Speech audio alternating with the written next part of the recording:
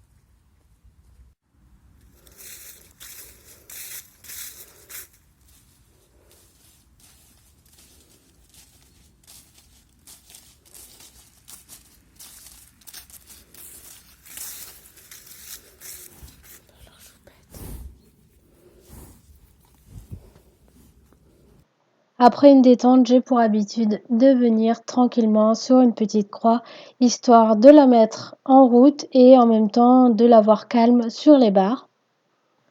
Ensuite, je reviens une seconde fois sur mon obstacle seul avant de venir sur le dispositif, donc du double à 2 foulées, en gardant cette petite croix pour être sûr de ma distance. Ensuite, je reviens, donc je descends et je remets la barre.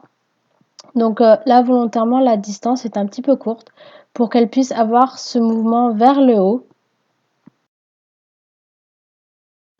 Je pense aussi que le fait de venir un petit peu plus proche de l'obstacle me rassure, moi, en tant que cavalière.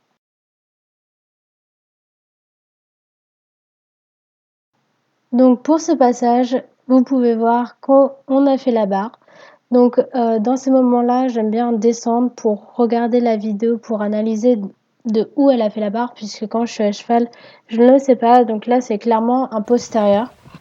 En général, quand je fais une faute ou quand elle fait une faute, j'ai tendance à revenir une dernière fois. Et cette fois-ci, on remarque que du coup, elle ne fait pas la barre. Donc on reste sur un point positif. Ensuite, j'aime bien la laisser se rouler dans le sable puisque c'est une autre sensation pour elle que de se rouler dans les pâtures ou dans son box. Donc voilà, mes séances d'obstacles sont en général assez courtes, je ne saute pas énormément, mais pour moi ça m'évite aussi de multiplier les erreurs possibles. Donc quand c'est bien, je m'arrête là. Là, je pense que c'est la première fois où je saute vraiment seule. Alors quand je dis seule, c'est quand il n'y a pas Nicolas qui est là pour superviser ou Caroline qui me fait cours. Bon, il y a toujours Maryse qui est toujours là, pas très loin pour surveiller au cas où. Mais j'étais seule à mettre les barres, seule à être sur les barres avec Danala. Et c'est pour ça que mettre des dispositifs de double à 2 foulées me permet de me rassurer énormément sur les foulées. Et je termine ma séance en la laissant en liberté pendant que je range toutes les barres, alors que d'habitude c'est Nicolas qui me le fait.